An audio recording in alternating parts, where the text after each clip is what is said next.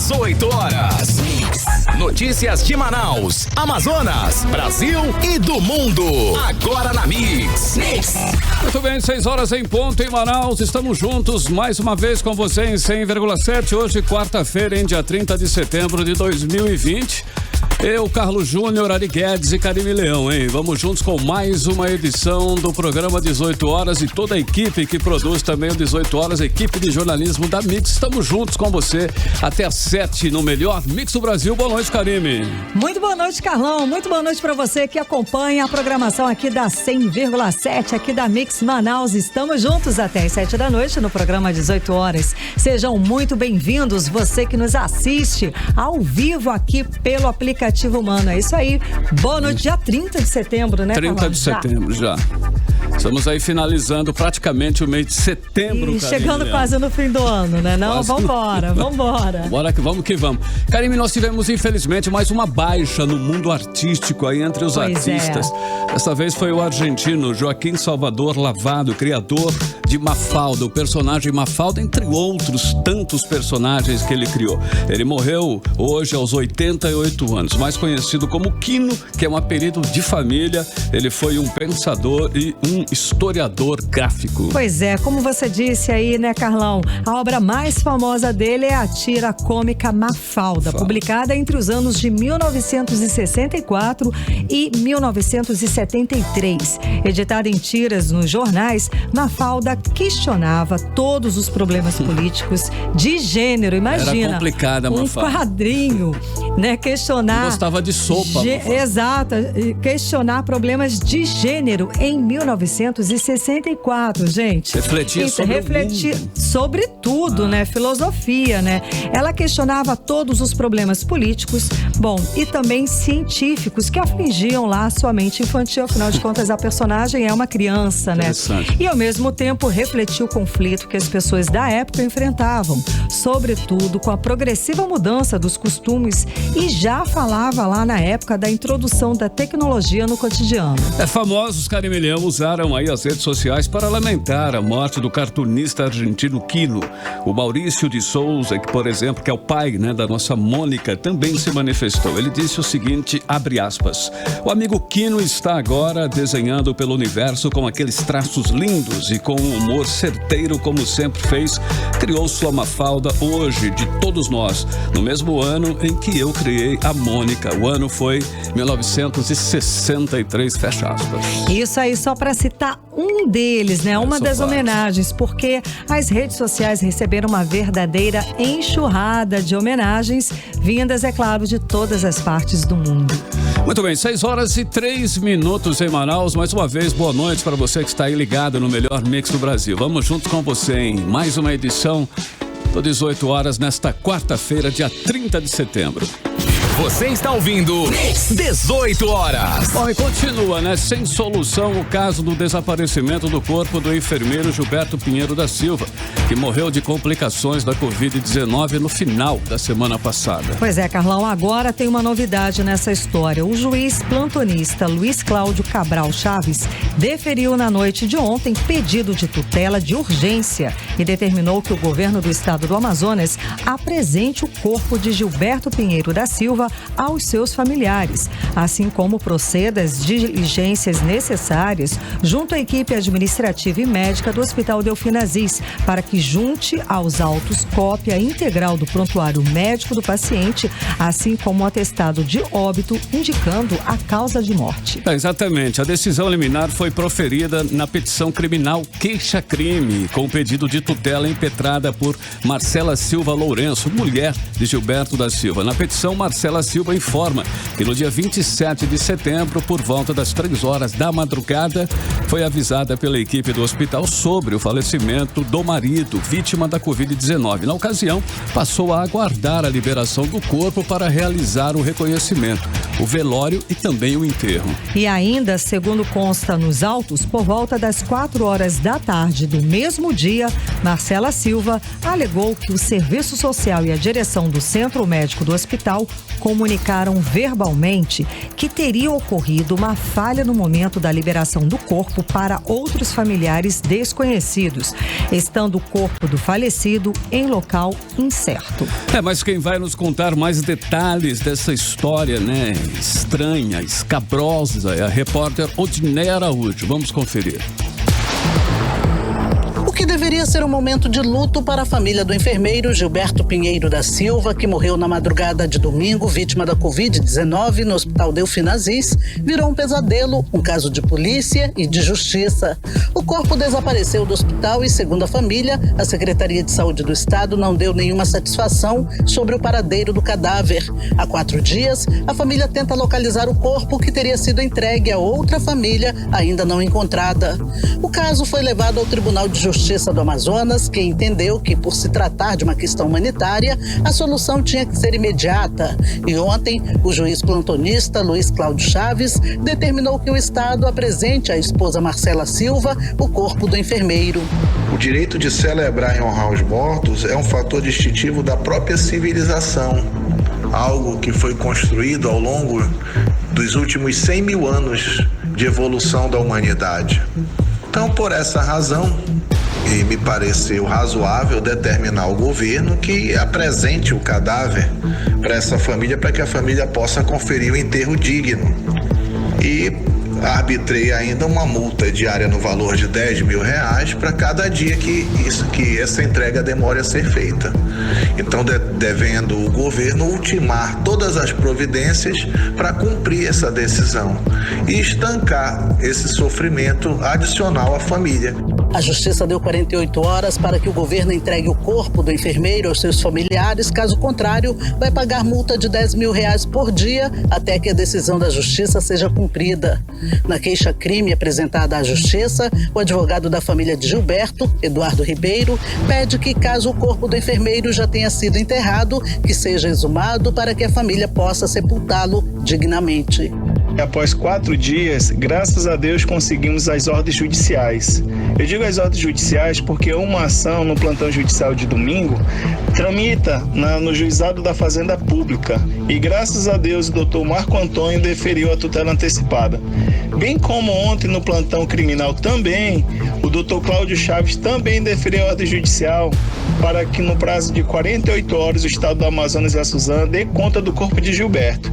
E em caso que esteja já enterrado, que seja prontificada a exumação do corpo e encaminhada ao ML para posteriormente fazer o exame cadavérico e, com fé em Deus, entregar o corpo aos familiares, para assim nós fazermos o velório digno e enterro digno. Nas redes sociais, familiares lançaram a campanha Cadê o Corpo do Enfermeiro Gilberto? Para chamar a atenção para o caso. Odineia Araújo para o 18 horas. E em nota, a Secretaria de Saúde do Estado informou que aguarda apenas a notificação oficial da Justiça para realizar a exumação do corpo do enfermeiro Gilberto, entregue aos familiares de outro paciente de mesmo nome, por equívoco do Hospital do Estado, que é administrado por uma entidade terceirizada. A Secretaria também informou que tem prestado todas as informações à família do enfermeiro e que, após identificar a troca, atuou para a resolução do caso, tratando a questão com as 2 famílias envolvidas. A Secretaria também informou que vai abrir uma sindicância para investigar o Instituto Nacional de Desenvolvimento Humano responsável pela administração do Hospital Delfim Aziz depois da troca dos corpos, de 2 pacientes no domingo. Bom, esse é um caso, no mínimo, para a gente classificar como inaceitável e até inacreditável, A família já sofre com a perda do ente querido da pessoa, A família perdeu uma pessoa da família. E depois sofre ainda uma segunda vez, sendo vítima da irresponsabilidade, da má gestão da saúde pública. Que situação é essa? Isso não existe acontecer uma coisa dessa. Como é que pode sumir com o corpo? Isso é um cúmulo da incompetência, da má gestão, do desleixo, e só revela a falta de compromisso com a vida e com as famílias dos amazonenses. No mínimo era para ter aí uma força-tarefa, determinada pelo governo para solucionar solução, para solucionar esse caso o mais rápido possível. Mas parece que o chefe do executivo não está nem um pouco preocupado com o sofrimento aí dessa família. O que parece, Gilberto Silva era enfermeiro, ajudou a salvar muitas vidas nessa pandemia e hoje é esse o tratamento aí que ele recebe do nosso governo. Você está ouvindo 18 horas. Bom, e a volta às aulas presenciais do ensino fundamental aqui em Manaus é marcada por pouca adesão e vigília de professores em frente à sede do governo do estado. E para o sindicato que representa os professores, o crescimento de casos de Covid-19 na capital deixou os pais com medo. Claro, né? Os detalhes na reportagem de Odinei Araújo. Poucos alunos e muito medo. Foi assim o retorno dos alunos do ensino fundamental às aulas presenciais em Manaus. A SEDUC prevê o retorno de pelo menos 111 mil alunos a 107 escolas do fundamental, mas o medo de que as crianças sejam infectadas pelo coronavírus não permitiu que os pais enviassem os filhos às escolas. Na Escola Estadual Arthur Soares Amorim, na Cidade Nova, por exemplo, em uma turma de 6º ano com quase 40 alunos, somente 4 compareceram. A baixa adesão foi conferida pelo Sinteam, de acordo com a presidente Ana Cristina Rodrigues. Desde as primeiras horas da manhã de hoje, o Sinteam esteve visitando as escolas de ensino fundamental e o que pudemos constatar foi que a adesão dos alunos foi baixa, que os pais continuam temerosos em relação a essa nova onda de Covid que vem passando o estado do Amazonas e o município de Manaus. É preciso ainda ter muita cautela, nós somos contra esse retorno das aulas, em função de estarmos aí nos precavendo em relação às nossas vidas e às vidas dos nossos alunos. É preciso ter cautela e cuidado num momento complicado como este. O balanço oficial da SEDUC sobre o primeiro dia de retorno das aulas presenciais do Fundamental só deve sair amanhã, após a avaliação de todos os turnos. De acordo com a Secretaria de Educação, o retorno segue protocolos de segurança e as aulas são híbridas, com alternâncias entre sala de aula e online. O Amazonas registrou ontem 1.256 novos casos de Covid-19 em 24 horas. O número é o maior dos últimos 12 meses. Para os professores ligados ao Asprom Sindical, o retorno das aulas em meio à possibilidade de uma segunda onda de Covid é preocupante. Hoje eles promovem uma vigília em frente à sede do governo a partir das 8 da noite. De acordo com o coordenador de comunicação, Lambert Melo, o grupo vai pernoitar no local para tentar audiência com o governador Wilson Lima amanhã cedo. O objetivo da vigília é chamar a atenção da sociedade para o fato de que amanhã nós vamos estar buscando novamente o diálogo com o governador do estado, Wilson Lima, e amanhã de manhã, lá na sede do governo do estado, nós vamos estar fazendo a assembleia de instalação da greve do ensino fundamental. E nessa oportunidade que nós vamos estar lá na sede do governo fazendo essa assembleia de instalação da greve, nós vamos querer entrar na sede do governo para sermos recebidos pelo governador, para que a gente consiga dialogar e chegar no entendimento. O Asprom Sindical deflagrou greve pela permanência de aulas online do ensino médio há 50 dias, mas teve pouca adesão. Agora o sindicato entra em greve pelo ensino remoto para alunos do fundamental. De acordo com entidades da educação, mais de 2.500 professores que voltaram ao ensino presencial foram infectados pelo coronavírus. Odinei Araújo para o 18 horas. Mas claro que isso ia acontecer, gente. É uma aposta muito temerária, né, do governador de voltar às aulas presenciais do ensino fundamental no momento de explosão de casos de Covid-19 aqui em Manaus, que a gente vê de novo os números aumentando. E quem disse isso não sou eu, não fui eu. São quem? São os especialistas, os epidemiologistas, quem entende, quem estuda o assunto. Ontem, Manaus registrou mais de 1.200 novos casos e 4 mortes por Covid-19. Os números são muito elevados e precisam, sim, ser levados em conta na hora de uma decisão tão delicada quanto essa de volta às aulas presenciais. Bom, e é fato, né, que a Covid-19 é uma doença contagiosa e muito contagiosa.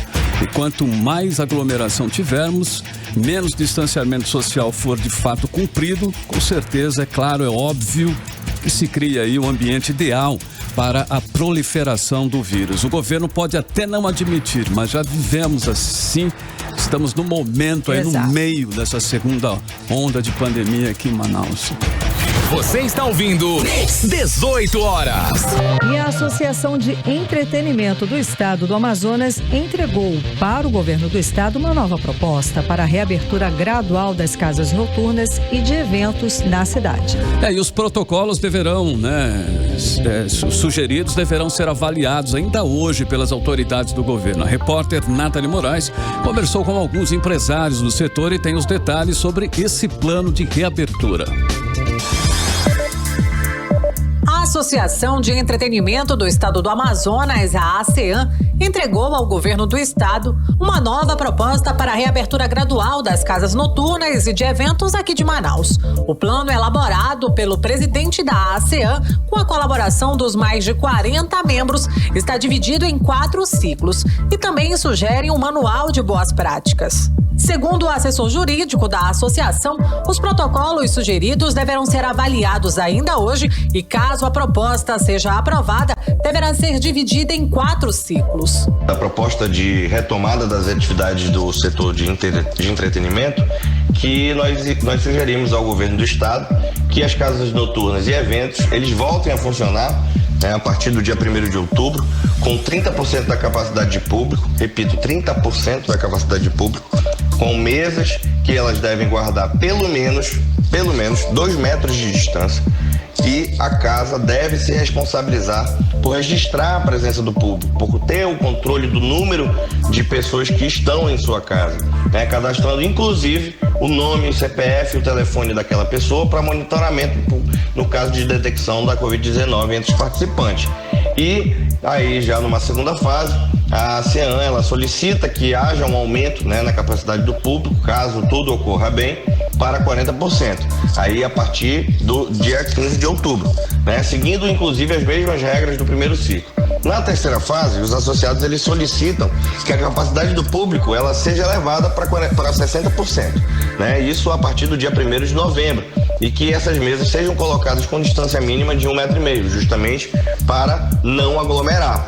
Finalizando os ciclos de reabertura gradual das atividades das casas noturnas e eventos, foi sugerido ao governo do estado que a partir do dia 11 de novembro seja ampliada a capacidade de público. O plano sugere ainda um manual de boas práticas e, de acordo com o vice-presidente da ASEAN, os associados estão dispostos a cumprir todos os protocolos de segurança. A adaptação é a chave para esse negócio, A gente entende que a necessidade de se reinventar, mesmo que temporariamente, para sobreviver à crise gerada pela pandemia. Segundo empresários do setor, a proposta visa recuperar a economia do nosso estado e gerar emprego. Uma proposta que visa trazer de volta o emprego ao nosso estado, acabar com a miséria de muitos músicos, de muitos funcionários que acabaram sendo demitidos, e damos a garantia que nós da associação vamos cumprir com as normas de sanidade.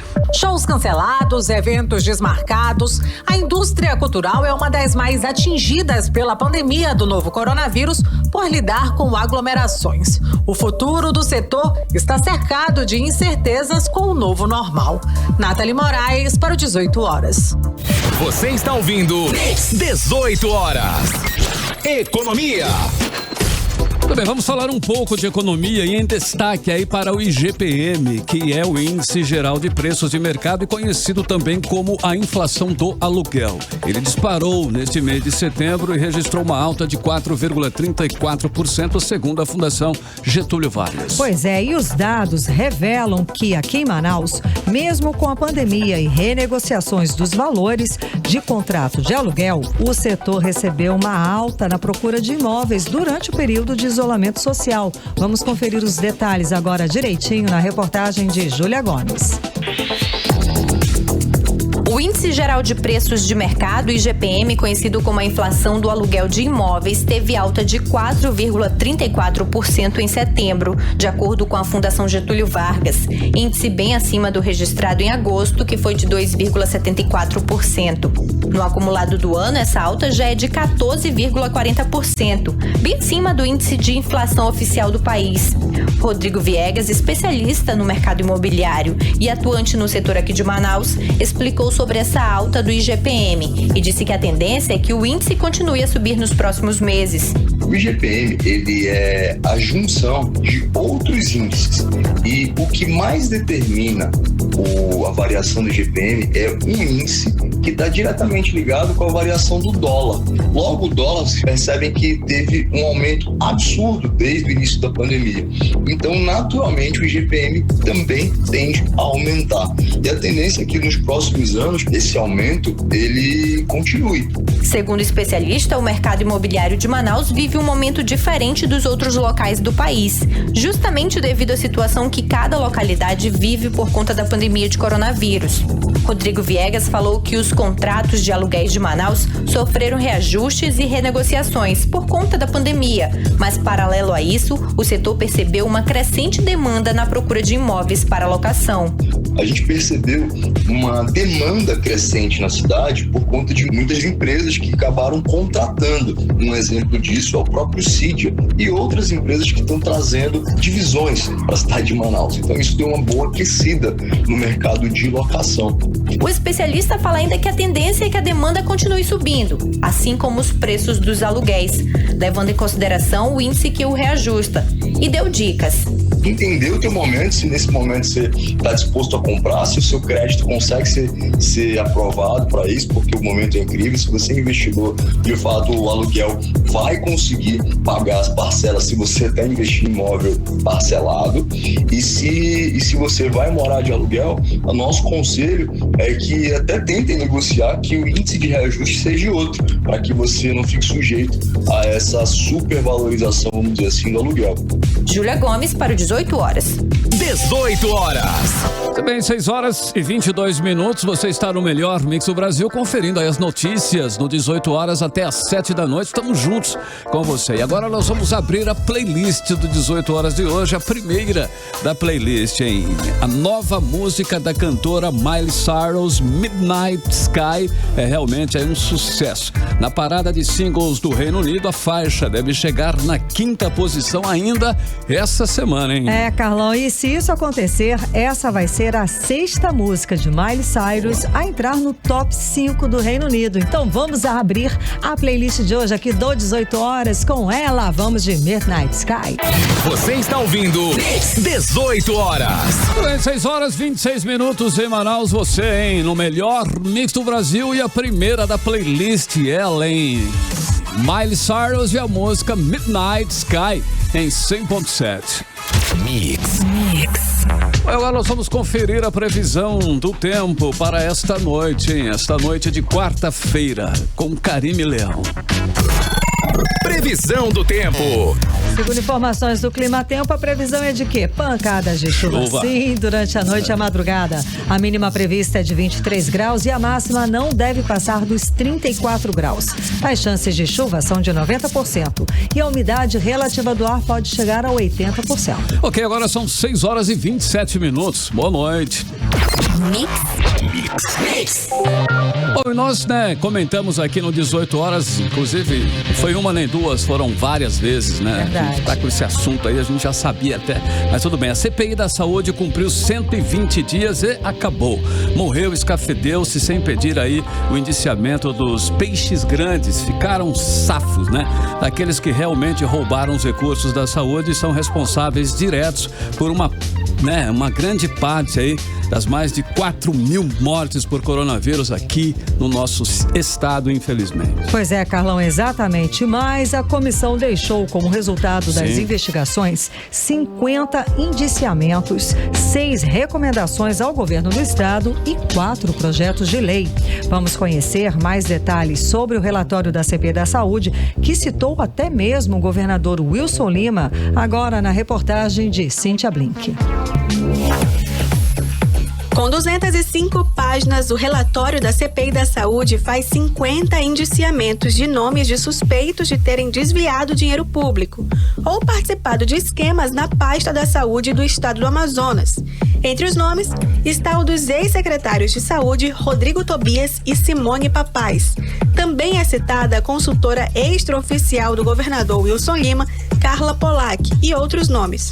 E falando do governador Wilson Lima, ele é lembrado no documento. Consta no relatório que é oportuno o Superior Tribunal de Justiça investigar a autoridade, se referindo ao Wilson Lima, por conta do caso da compra dos ventiladores pulmonares na loja de vinhos, que foi o primeiro caso exposto pelos deputados da comissão e resultou até na queda da secretária de Saúde. Isso porque se deu praticamente ao mesmo tempo em que a Polícia Federal entrou no caso. Além dos indiciamentos, a CPI também inclui no documento 6 recomendações ao governo, como a de tirar o Instituto de Desenvolvimento Humano da gestão do Hospital Delfim Aziz, como ressaltou o relator da CPI, deputado Fausto Júnior. O NDSH recebia do Estado do Amazonas valores integrais mensalmente, mas sem que houvesse a prestação de serviço integral, o que permitiu que o Instituto gerasse um caixa milionário que ficou parado, indisponível ao poder público, impedindo novos investimentos e gastos mais eficientes. Por essa razão, aliás, é que se recomendou no âmbito desta CPI que o Estado do Amazonas encerrasse a relação com o NDSH e assumisse ele próprio a gestão do Hospital Delfim Aziz. E depois de calcular o custo da OS e da PPP que administram o Hospital e Pronto-Socorro Delfim Aziz, os deputados aprovaram uma alteração no texto do relatório para cancelar o contrato, como propôs o deputado Wilker Barreto. Sugerindo o cancelamento deste referido contrato, porque, como o Serafim falou aqui ao longo de uma CPI, isso aí é contabilidade de padaria. Qualquer um que fizer na ponta do lápis vai perceber que esse contrato é nocivo ao erário. Agora, cabe ao Ministério Público do Amazonas e ao Tribunal de Contas do Estado do Amazonas fazer o uso dos dados apurados pela CPI da Saúde, como declarou o deputado Serafim Correia. Mas entendo que é importante para deixar bem claro para os dois órgãos de controle que a bola agora está com eles. Nós levantamos a questão, esses fatos são graves e era nosso dever comunicá-los. A última reunião da CPI da Saúde não contou com a presença do deputado Dr. Gomes. Cíntia Blink, para o 18 horas. Bom, é bem isso, né? A CPI da Saúde, ela foi extinta, mas não foi em vão, ok? Ela foi extinta, mas não antes de mostrar que a empresa Norte Serviços Médicos, por exemplo, tem negócios suspeitos com a Secretaria de Saúde do Amazonas. O primeiro escândalo foi a prestação do serviço de mais de 1 tonelada de roupas do Hospital de Campanha da Newton Lins em apenas um dia, quando a unidade de saúde só tinha 4 pessoas ali internadas. Depois, a comissão mostrou que em 2017 essa mesma empresa realizou exames ginecológicos em 3 cidades do interior do estado e cobrou um preço muito superior ao praticado normalmente no mercado. Pois é, Carlão, e sobre esse segundo contrato da Norte com a Secretaria de Saúde do Estado, o Ministério Público do Estado do Amazonas instaurou um inquérito civil para investigar esse caso. Mas, segundo a assessoria do Ministério Público, a promotora de justiça Sheila Dantas Frota, responsável pelo inquérito, ela disse que a iniciativa não tem relação com a CPI, é anterior aos trabalhos da comissão. De qualquer forma, a publicação foi feita no Diário Oficial do órgão fiscalizador ontem, dia 29 de setembro. E independente de quem é o pai da criança, o fato é que os deputados mostraram, portanto, já se sabe que a Norte recebeu via processo indenizatório aquele que não tem licitação quase R$900 mil do Estado em 2017 para atender 91 pacientes de Envira e Pixuna e Guajará em 4 dias. Pois é, Carlão, e só para lembrar, né, quem acompanha tudo aqui no 18 horas, a Norte Serviço Médicos é a empresa da empresária da Criselídia Bezerra, né, que foi a senhora que apareceu na CPI da Saúde com mais de 5 advogados e que se recusou a responder todas as perguntas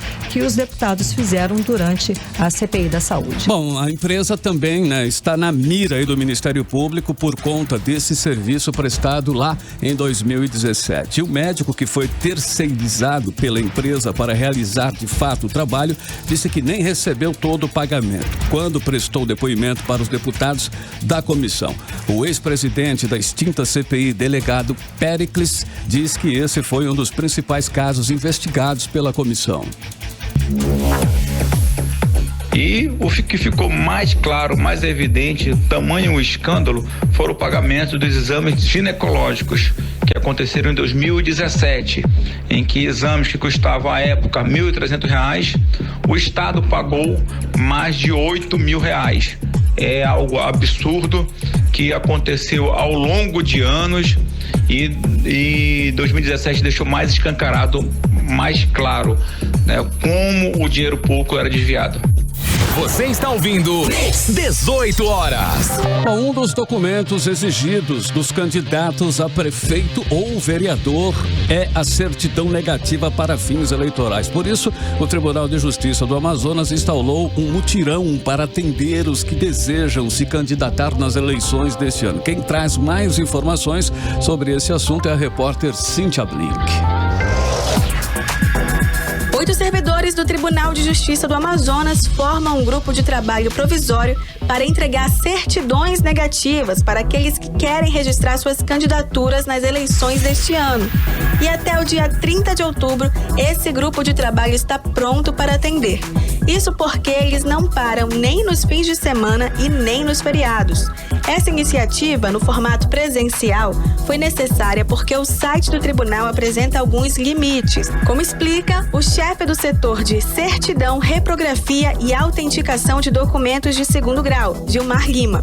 O site, ele só emite a certidão de pessoas que não têm processo, ou então pessoas que não têm um nome parecido. Aí, nesse caso, o site informa ao cidadão por meio de e-mail que ele tem que procurar a sede do Tribunal de Justiça para a expedição de forma presencial.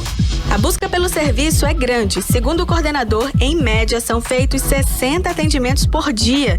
E isso inclui o público de Manaus e do interior. Mas quem está fora da capital precisa seguir um outro protocolo para ter o documento. É um número de telefone 93959780. Você salva esse número, manda a foto do RG-CPF por via WhatsApp. Nós vamos expedir a certidão e encaminhá-la da mesma maneira que você nos enviou, por meio de WhatsApp mesmo. Quem precisar da certidão negativa para fins eleitorais e não conseguir o documento por meio eletrônico, pode ir ao tribunal, no edifício Arnoldo Pérez, Avenida André Araújo, no Aleixo, das 8 até as 18 horas, todos os dias até o dia 30 de outubro, inclusive fins de semana e feriados. Para mais informações, basta entrar no site do TEJAM, que é o tejam.jus.br. Cíntia Blink, para o 18 horas.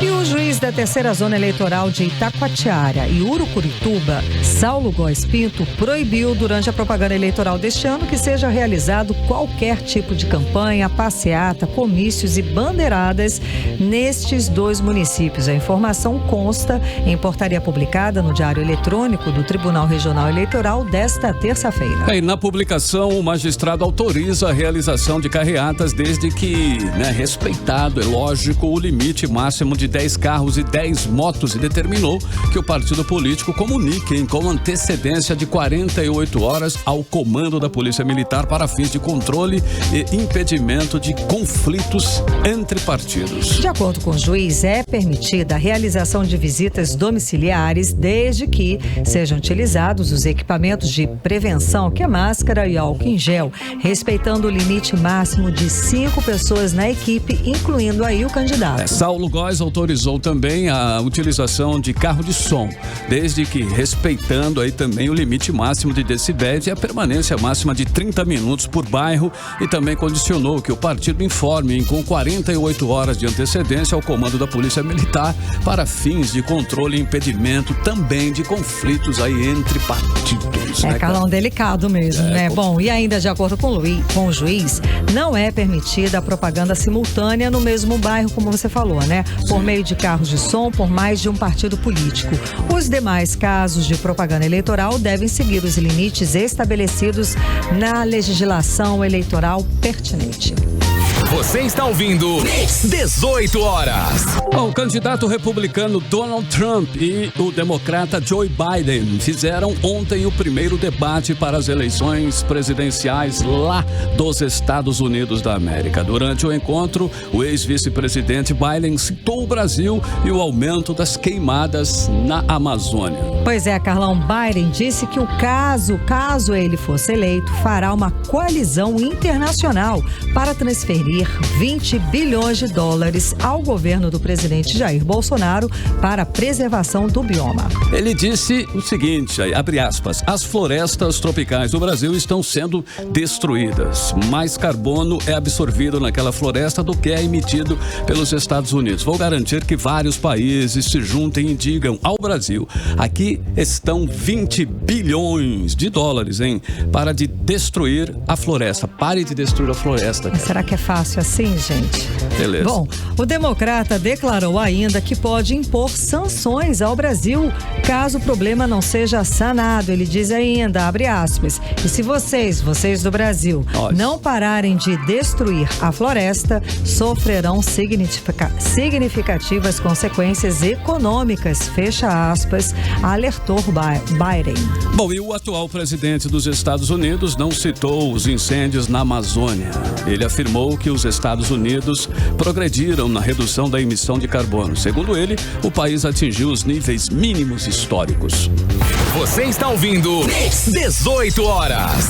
E a Receita Federal depositou hoje o 5º e último lote de restituições do Imposto de Renda 2020.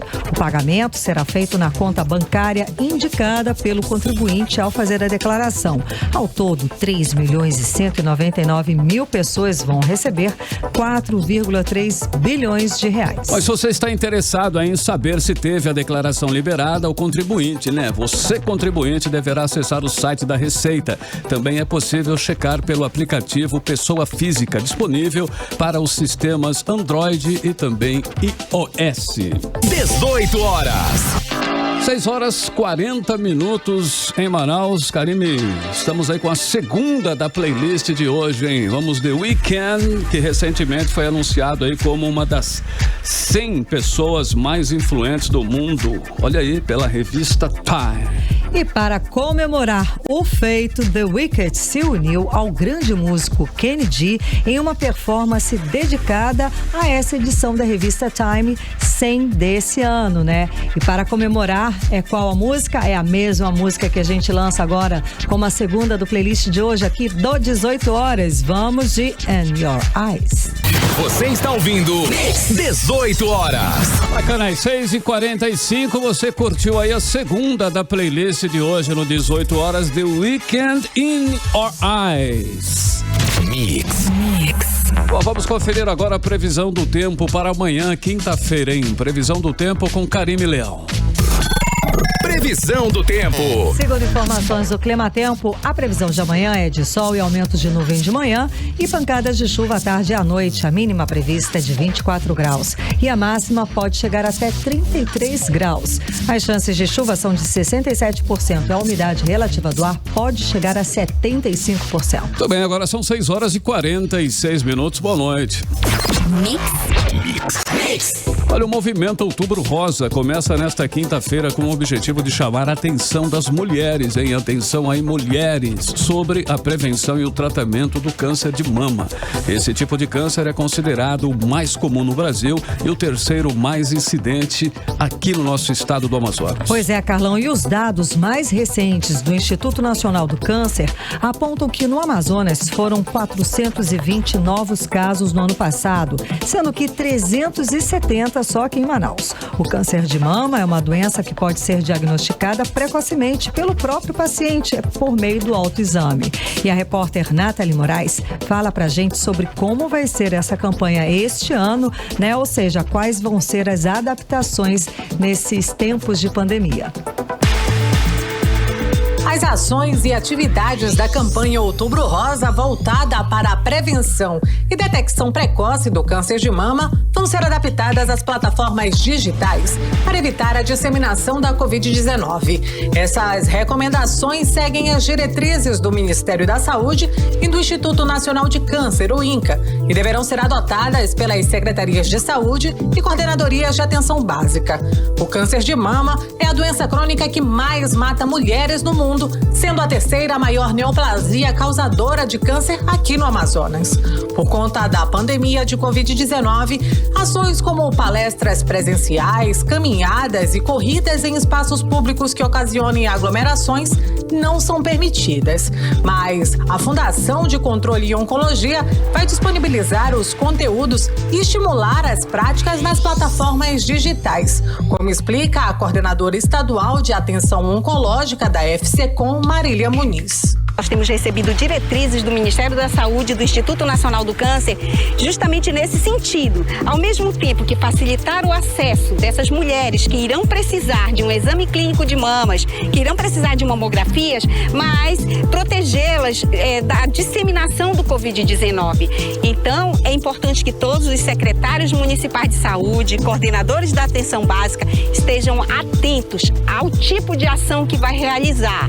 Utilizem mais as redes sociais, utilizem mais os vídeos, transmissão de vídeos nas salas de esperas, ou seja, de uma forma mais que a internet dissemine a informação. Nesta quinta-feira, a FCCOM realiza uma live sobre o assunto no Teatro Amazonas para marcar a abertura da campanha aqui no estado, com a participação de especialistas e representantes de entidades e órgãos ligados à causa. Nathalie Moraes para o 18 horas. 18 horas. Economia. Olha esse dado, hein? O número de vagas para contratação temporária para o Natal, em Natal e Réveillon deve ser 47,9% menor este ano em relação a 2019, de acordo com dados da Câmara de Dirigentes Lojistas de Manaus. Em 2019, foram 4.800 vagas temporárias para o comércio. Já este ano, vão ser apenas 2.500. O presidente da Câmara de Dirigentes Lojistas de Manaus, Ralph Assayag, afirma que a redução na oferta de vagas, é claro, é reflexo da pandemia do novo coronavírus. A previsão de contratação para o final de ano deverá ser em torno de 2.500 pessoas. A média que nós temos tido nos últimos 3 a 4 anos é de 5.000. Mas esse ano nós temos dois problemas. Um é que não podemos fazer aglomeração dentro da empresa. Então, a saída vai ser contratar menos gente e fazer chamado horários alternativos, que são horários mais prolongados. Porém, se o cliente não for, a loja vai ter que fechar e aí não precisaria desse funcionário. Então vai ser um Natal e um ano muito diferente de todos. Da mesma maneira que nós não vamos poder fazer grandes promoções para o Black Friday. Então, geralmente a contratação começa em outubro, depois faz novembro e dezembro, e em janeiro se demite. E esse ano vai ser muito diferente. O Black Friday vai ser um pouco mais devagar. Você está ouvindo 18 horas. Bom, o Tribunal de Justiça do Amazonas suspendeu durante a sessão de ontem lei que tirava a exigência da revalidação de diplomas de pós-graduação obtidos no exterior. Pois é, e essa lei de iniciativa da Câmara do município de Iranduba, no interior do Amazonas, e a cautelar foi deferida em processo movido pelo próprio prefeito da cidade. Vamos aos detalhes agora na reportagem de Júlia Gomes. A decisão em caráter liminar suspende a lei de número 374 de 2019 da Câmara de Iranduba, que acabava com a exigência de revalidação de diplomas de pós-graduação obtidos em instituições de ensino superior estrangeiras. A revalidação é um processo para que o diploma obtido em instituições estrangeiras tenha validade nacional. De acordo com o prefeito de Iranduba, Francisco Gomes da Silva, autor da ação, a Câmara Municipal legislou além de suas competências, violando as definições do Pacto Federativo. Atendendo ao parecer do Ministério Público, a relatora do processo, a desembargadora Maria das Graças Pessoa Figueiredo, observou os requisitos para a concessão da medida, devido à probabilidade de reconhecimento de inconstitucionalidade da lei e o risco de a lei criar despesas aos cofres públicos e insegurança jurídica na gestão de pessoal. O mérito da ação ainda será julgado. Júlia Gomes para o 18 horas. 18 horas. Agora 6 horas e 52 minutos em Manaus, a terceira da playlist de hoje, a cantora australiana Kylie Minogue lançou aí há alguns dias a faixa Magic, junto aí um videoclipe, hein, para a canção, né, que é a canção Magic, ok? É o seu segundo single do novo trabalho de Kylie Minogue, o álbum Disco. E esse álbum, Carlão, já tem data, viu, para lançamento. A previsão é do dia 6 de novembro, agora, bacana, pertinho. Então vamos de música, vamos conferir Magic. Você está ouvindo 18 horas. Tá aí, 6 horas e 56 minutos e você no melhor mix do Brasil. Fechamos assim a terceira da playlist de hoje em 100.7 com Kylie Minogue, a música Magic em 100.7. Mix. E o aumento de casos de Covid-19 em Manaus gerou impasse na Fundação Oswaldo Cruz e a Fiocruz. O pesquisador da instituição, Jansen Orellana, defende o lockdown, ou seja, o confinamento total aqui em Manaus. Segundo ele, o aumento do número de pessoas infectadas depois do pico da pandemia representa, sim, uma segunda onda de contaminação.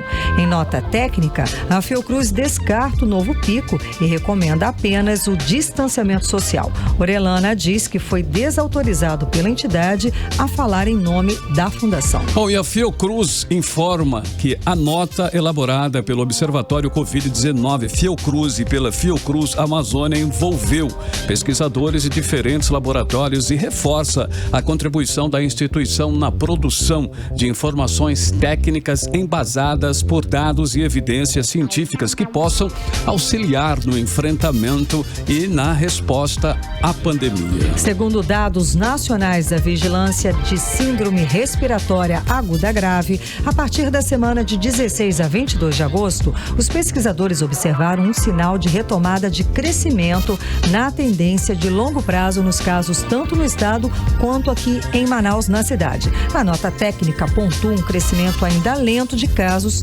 porém persistente. Além da taxa de incidência de síndrome respiratória aguda grave no Amazonas, o documento traz também análises sobre a evolução de casos confirmados e mortes de Covid-19, além de ocupação de leitos de UTI no estado. E por conta dos dados levantados, a nota aponta ainda a necessidade de reforço das medidas de proteção individual e também proteção coletiva, assim como o aumento da capacidade da testagem de casos suspeitos e contatos, e também da vigilância epidemiológica local, com a aplicação da captação de suspeitos por meio da demanda passiva e busca ativa de casos. 18 horas.